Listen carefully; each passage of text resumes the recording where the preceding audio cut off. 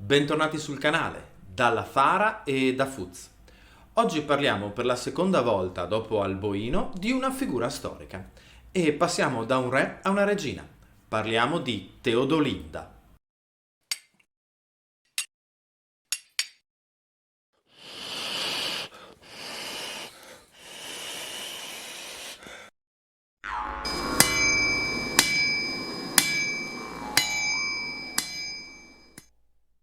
Partiamo con i soliti ringraziamenti, grazie ai Patreon, grazie agli abbonati che ci permettono di portare avanti le nostre attività e grazie anche a tutti quelli che magari non possono abbonarsi o diventare Patreon, ma trovate i link in descrizione se volete, ma guardano i nostri video fino alla fine e li condividono. Anche questo è un grande modo di aiutarci. Oggi, dicevamo, parliamo di Teodolinda. È un argomento uscito come al solito nelle conversazioni sotto i nostri video, nei commenti sui social, ed è una figura in effetti che ha avuto una grande fortuna, soprattutto nella zona lombarda intorno a Monza, in cui il suo operato è rimasto più nella memoria. Una regina importantissima, una regina che spesso però viene raccontata in maniera molto parziale. Oggi noi proviamo a dare uno scorcio della figura di Teodolinda, a contestualizzarla nel periodo storico a cui apparteneva e soprattutto a togliere alcuni strati di sovraslettura che sono stati tipici della storiografia degli ultimi secoli. Partiamo da un presupposto. Teodolinda normalmente viene ricordata come la regina che contribuì alla conversione dei Longobardi al cattolicesimo romano. Ecco, al di là dell'imprecisione di questa affermazione, il primo aspetto da sfatare è quello che quindi sia una regina tarda. In realtà Teodolinda è una regina delle primissime generazioni longobarde. Diventa regina alla fine di quel VI secolo che aveva visto entrare i Longobardi appena nel 568. Quindi non parliamo per nulla di una regina tarda, come spesso però viene lasciato intendere nelle pubblicazioni, soprattutto in quelle dei manuali scolastici. Parliamo di una regina che ha a che fare con dei Longobardi ancora molto longobardi. Ma cosa sappiamo di lei? Beh, sappiamo innanzitutto che nasce fra la fine degli anni 60 e l'inizio degli anni 70 di quel VI secolo, quindi diciamo per approssimazione il 570, 2 anni dopo l'arrivo dei Longobardi in Italia. Ma cosa fondamentale, soprattutto non nasce longobarda. Teodolinda è bavara. La Baviera, che conosciamo tutti, la regione a sud della Germania, i cui confini non coincidono esattamente con quelli che erano quelli del Ducato di Baviera, ma che da questa popolazione prende ancora oggi il nome. Ecco ad esempio spiegata la motivazione dell'immagine di copertina di questo nostro video. Avrete visto accanto a me l'immagine della nostra membra bavarese, Lina, che riproduce un corredo bavaro proprio datato intorno all'anno 600, quindi perfettamente coerente col periodo di Teodolinda. Certo, il suo è un corredo di una donna benestante e nobile, ma probabilmente non con i monili all'altezza di una regina, ma serviva per dare un colpo d'occhio. Vedremo altre immagini di Lina durante questo video, proprio perché essendo la nostra membra bavarese e ricostruendo con uno dei suoi corredi gli elementi del corredo bavaro, è un perfetto sfondo e illustrazione per quello di cui parliamo oggi. Dicevamo quindi, Teodolinda nasce bavara intorno al 570, figlia del duca di Baviera Garibaldo, ma da parte di madre discendente della famiglia regnante dei Letingi Longobardi. I Letingi non sono una famiglia che poi darà altri re longobardi prima di Teodolinda, ma nell'Historia Longobardorum di Paolo Diacono noi sappiamo che re Uaco, famoso presso i Longobardi, era di questa dinastia e che ancora secoli dopo era possibile osservare il suo palazzo conservato nei territori della Pannonia. Quindi abbiamo una principessa bavara, ma di sangue regio longobardo, che diventa regina alla fine di un lungo periodo, il cosiddetto periodo dell'anarchia, come veniva chiamato una volta nei manuali, che segue prima la morte di Alboino, poi i pallidi tentativi di instaurazione di una monarchia in Italia e che appunto si caratterizza invece per avere un decennio di sostanziale anarchia e autogoverno dei duchi longobardi. I duchi longobardi erano abituati ad autogovernarsi in realtà ed eleggevano un re solo di fronte alle necessità, probabilmente dopo questo decennio si trovano nelle condizioni di aver bisogno di una nuova guida. C'erano gli scontri con i bizantini, sì, lo so, romani, orientali vi piace di più, ma a me piace più i bizantini. E c'erano gli scontri con i franchi, che stavano diventando veramente la grande forza di pressione in quel momento storico, e quindi probabilmente i Longobardi si accorgono di aver bisogno di un re. Quindi perché non legare una popolazione come quella dei Bavari, ostile ai Franchi e con essa in scontro, tramite una principessa che di suo portava con sé il sangue di una famiglia regia longobarda riconosciuta e nota? Ecco quindi che nel 589, quindi abbiamo questa principessa bavara ma di sangue reale longobardo che sposa il duca Autari e lo eleva alla dignità regia. Ricordiamoci bene questo passaggio dell'elevazione all'autorità regia perché sarà molto importante subito dopo. Il matrimonio con re Autari infatti non dura quasi nulla. Il re muore l'anno successivo, secondo Paolo Diacono avvelenato.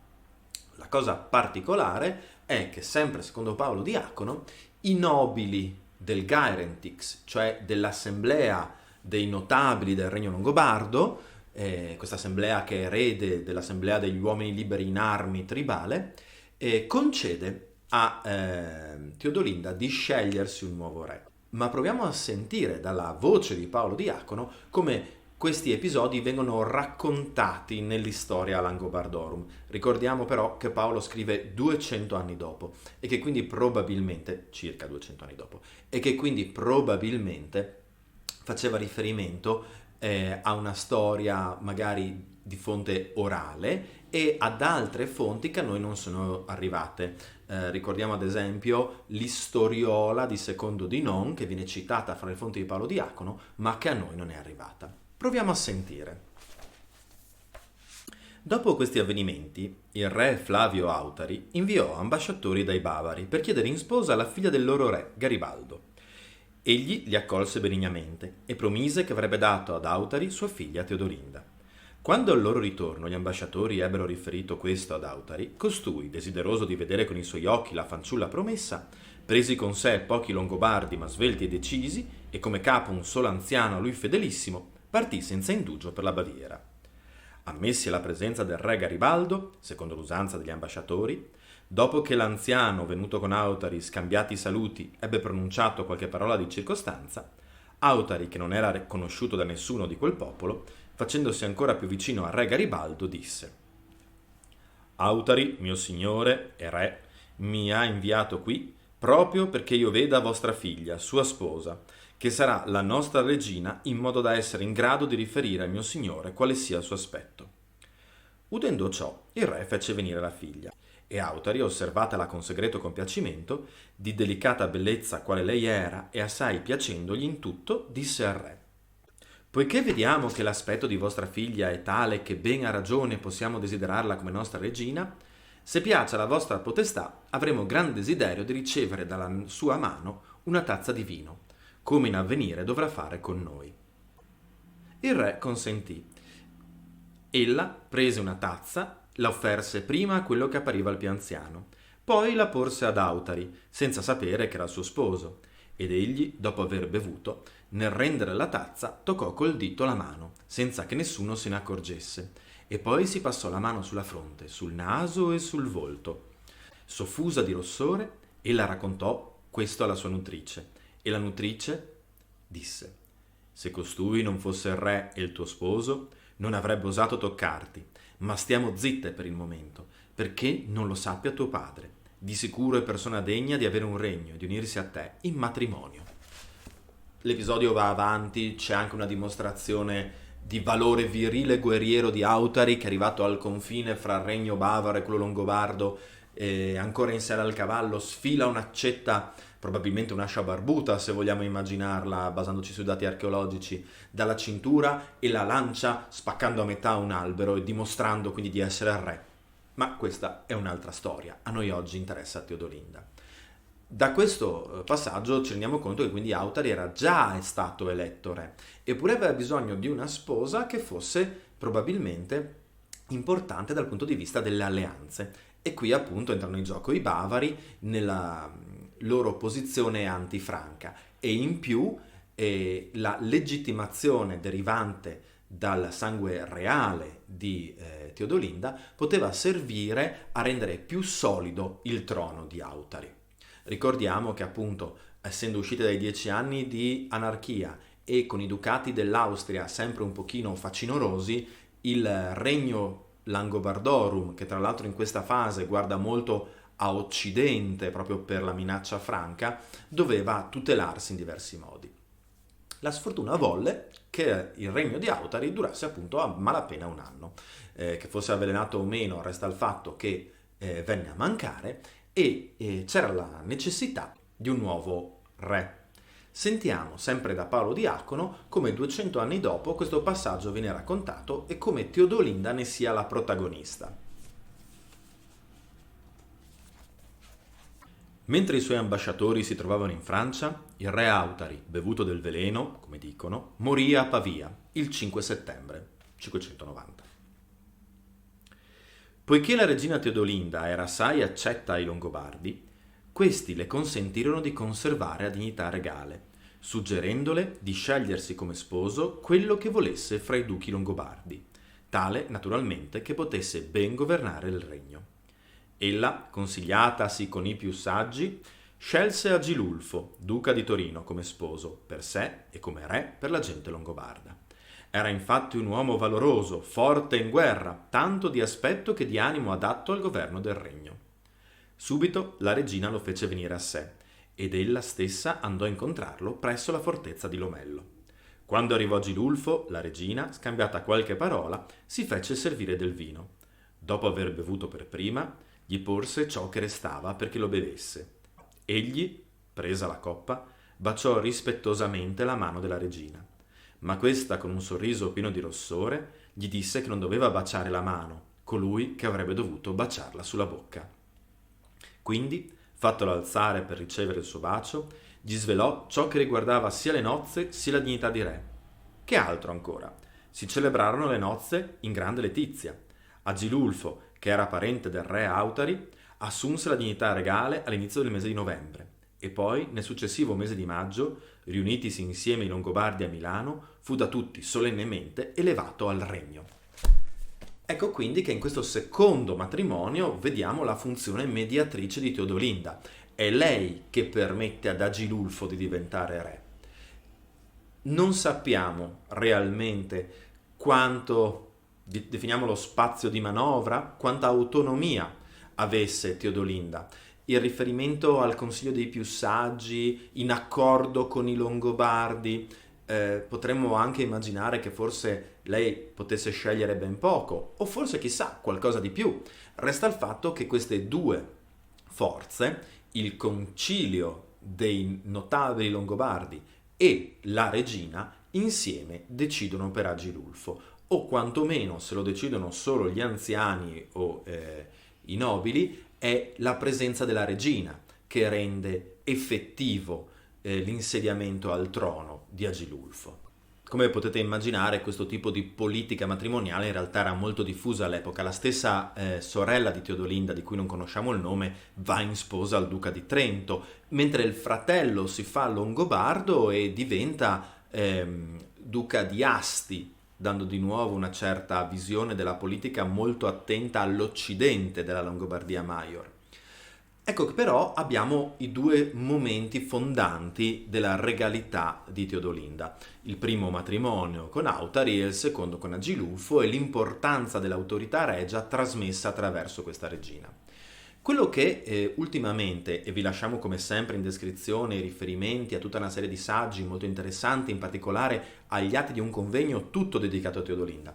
Ecco, dicevamo, l'aspetto che ultimamente viene più criticato rispetto alla storiografia tradizionale è quello che vorrebbe Teodolinda fautrice della conversione dei Longobardi al cattolicesimo. Perché questo aspetto ultimamente viene più criticato? Beh, perché tutta questa convinzione derivava da solo 3 missive ricevute da Teodolinda da parte del Papa, di cui tra l'altro pare che una delle tre non sia mai arrivata a destinazione. Basandosi su queste tre missive, si era dedotto che lei fosse attiva in un'opera appunto di conversione del marito, che era ariano, non pagano, ma ariano, e quindi della popolazione tout court. Ora, analizziamo un attimino la situazione religiosa del Regnum Langobardorum alla fine del VI secolo. Abbiamo i retaggi pagani, probabilmente ancora presenti soprattutto nei ceti più bassi della popolazione o anche in quelli più elevati che però di pro forma si erano convertiti, ma si erano convertiti all'eresia ariana, un'eresia che aveva avuto molta fortuna fra le popolazioni germaniche, che erano state prima evangelizzate proprio da questo tipo di eresia e che aveva il suo nocciolo di scontro con Roma sulla qualità e quantità della divinità della natura di Gesù Cristo. In pratica si discuteva quello che chi oggi va ancora in chiesa ripete a memoria come il credo, ovvero quel generato non creato dalla stessa sostanza del Padre non trovava l'accordo degli ariani. Di conseguenza un'eresia piuttosto importante, basata sulle basi del cristianesimo. Quindi abbiamo i Longobardi, pagani o ariani, e quanti risiedono nei ducati dell'Austria, quelli che fanno riferimento al ducato del Friuli, a Ceneda, a Treviso, a Trento e via dicendo, che invece si trovano a loro volta influenzati da un ulteriore scisma, quello tricapitolino, che però è interno alla Chiesa romana, quella che noi chiameremmo la Chiesa cattolica. Lo scisma tricapitolino in realtà sembra essere meno sostanziale, sembra essere più legato a questioni dottrinali più fini, più elaborate, e in particolare a un concilio che aveva deciso di epurare alcuni passaggi di testi sacri cristiani, e chi non era d'accordo con questa epurazione, con questa eliminazione, aderiva alla scisma tricapitolino. All'inizio di questo scisma la posizione era quella di un occidente latino contro un oriente greco. Nel momento di cui stiamo parlando noi, la fine del VI secolo, i tricapitolini si erano arroccati in realtà all'interno di quello che era grosso modo il territorio del patriarcato di Aquileia, patriarcato che però era molto importante fra i patriarcati e fra i vescovadi dell'epoca. Quindi pagani, ariani, cattolici, tricapitolini. Sembrava che in tutto il regno Langobardorum, quantomeno la parte di popolazione longobarda non riuscisse veramente ad avvicinarsi alla religione come veniva intesa a Roma. Ecco che studi più recenti lasciano intuire che la visione di Teodolinda fosse più legata alla realpolitik che alla religione tout court, ovvero lei e il marito insieme portavano avanti, forse, probabilmente, una politica che serviva a cementare e a rendere più solida proprio la figura del re in un regno così spezzato. E quindi il re era ariano e rassicurava la stragrande maggioranza dei nobili ariani. La regina era di nascita cattolica, ma con simpatie tricapitoline, perché il religioso che la seguiva e la affiancava come consigliere, questo secondo di non, autore di un'istoriola dei Longobardi, fonte successiva di Paolo Diacono, era invece un rappresentante del culto tricapitolino. E quindi lei poteva rassicurare, in quanto cattolica di sangue, la popolazione cattolica locale, ma anche strizzare l'occhio a quei territori dell'Austria longobarda che, come abbiamo detto più volte nei nostri video, erano sempre piuttosto irrequieti, addirittura inclini a stringere alleanze più con l'impero che con Pavia o Verona, e quindi insieme mantenevano una politica che sembrava strettamente focalizzata a riunire le diverse anime del Regnum Langobardorum. A questo poi possiamo aggiungere il fatto che lo stesso Paolo Diacono, quando descrive gli abiti tradizionali dei Longobardi, lo fa descrivendo una pittura murale, un affresco, adesso noi non sappiamo, insomma, presente in un palazzo a Monza, voluto da Teodolinda, all'interno del quale veniva rappresentato proprio, sempre su commissione di Teodolinda, sentendo Paolo Diacono, il costume tradizionale dei Longobardi, rappresentato graficamente. E probabilmente tanto lei quanto sua figlia furono alla base anche della commissione di queste storie, di questa istoriola e di altri materiali che poi saranno le fonti che utilizzerà Paolo Diacono e attraverso cui ancora noi oggi conosciamo la storia dei Longobardi.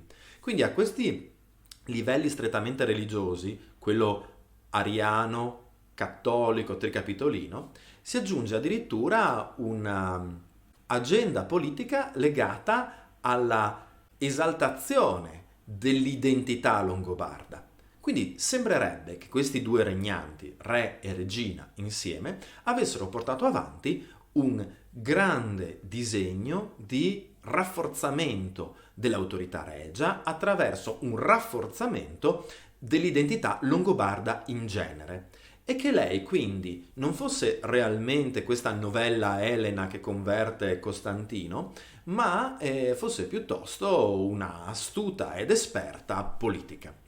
In particolare il paragone con Elena e Costantino non è casuale, perché è proprio in una delle lettere che il Papa scrive a Teodolinda che c'è questo paragone e che per molti secoli è stato interpretato proprio come la testimonianza dell'opera di conversione da parte di Teodolinda. In realtà, storici più moderni, facendo un approfondito lavoro di comparazione, hanno potuto notare che questa altra non era che un espediente oratorio standard. Lo stesso Papa, scrivendo a un'altra regina barbara, questa volta una regina franca, andata in sposa al re pagano sassone anglo del Kent, ecco che il Papa, scrivendo a questa regina, utilizza esattamente lo stesso espediente oratorio. Le dice che se lei aiuterà il suo consorte ad abbracciare la fede di Roma, ecco che lei sarà una novella Elena con Costantino. Quindi di conseguenza questa missiva, con questo passaggio rivolta a Teodolinda, perde parte dell'importanza, diventa più chiaro che in realtà fosse un sottile gioco di politica all'interno di alcune formule che dovevano essere più o meno standardizzate. All'interno di questa politica di rafforzamento dell'autorità regia c'era stata anche la scelta da parte di Agilulfo di incoronare come suo successore il figlio, una cosa che non era propria della cultura longobarda e infatti viene fatta con un simbolismo tipicamente romano. Addirittura viene fatto all'interno del circo di Milano, che all'epoca si poteva ancora visitare, vedere, era ancora in piedi, e quindi andava a delineare proprio una derivazione dall'ipotesi di una dinastia come quella imperiale. Non per nulla nel leggere Paolo Diacono abbiamo sentito definire Autari come Flavio Autari.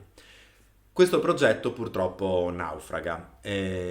Autari muore, il figlio ha circa 14 anni, per un annetto Teodolinda lo aiuta nella reggenza, poi in realtà anche lei muore e fra 627 e 628 e il figlio viene deposto istantaneamente, viene scelto dall'assemblea di nuovo dei nobili longobardi un nuovo re, Arioaldo, che si sostituisce ad Adaloaldo, il figlio di Teodolinda ed Agilulfo, ma per trovare legittimazione Arioaldo si sposa con l'altra figlia di Teodolinda ed Agilulfo, Gundenperga, dimostrando ancora una volta come, che fosse la dinastia Letingia o l'importanza ricoperta dalla madre come regina, anche la figlia può legittimare l'ascesa al trono di un re e addirittura una volta diventata vedova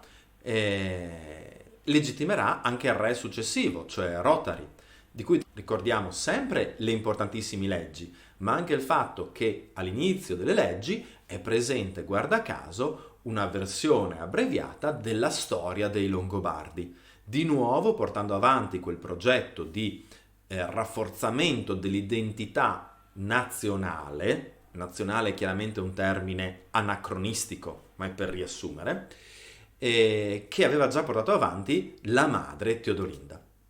Ecco che quindi siamo di fronte a una personalità complessa, interessantissima e che spesso è stata semplificata negli anni più recenti. Purtroppo l'Alto Medioevo ci fornisce poche fonti e quindi solo studi particolarmente approfonditi, fatti da specialisti e che, come nel caso appunto della citazione papale legata a Elena e a Costantino, solo attraverso, dicevamo, il confronto incrociato ci permettono di intravedere degli scorci di realtà che fino a qualche decennio fa c'erano preclusi. Una nota a margine. In questo video, come vi ho già detto, ho utilizzato più volte immagini di Lina, la nostra membra bavarese. In particolare durante il racconto legato ai matrimoni di Teodolinda, in cui in entrambi i casi c'è la presenza di una coppa del vino condiviso, ho utilizzato un'immagine in cui io e Lina ci scambiamo una coppa. Quello era un progetto molto interessante che ovviamente non aveva nulla a che fare con la nostra reciproca vita personale che andava in tutt'altre direzioni, ma anni fa avevamo insieme la Fara e il gruppo a cui apparteneva Lina creato un progetto chiamato Lombavaria e destinato proprio a sottolineare i rapporti fra Longobardi e Bavari. Quella foto è stata scattata all'archeodromo di Poggibonsi, che ha ospitato il primo evento di Lombavaria, e in realtà io e lei ci stavamo scambiando dei doni. Lei aveva fatto realizzare un coccio, questo, che riproduce uno dei cocci conservati al Museo Archeologico Nazionale di Cividale, e io avevo forgiato per lei uno spiedo che è conservato in una delle tombe bavare del suo periodo. Ho deciso di usare questa immagine proprio perché appunto c'è lo scambio, la coppa, e sembra uscita da Paolo Diacono, ma visto che poi me lo scrivete nei commenti, no, in foto non è Nini, ok? Benissimo. Speriamo di avervi dato qualche informazione in più su Teodolinda. Se avete qualche dubbio scrivete pure nei commenti, e come sempre grazie di averci seguito fino in fondo. Condividete il video se vi è piaciuto e mandi!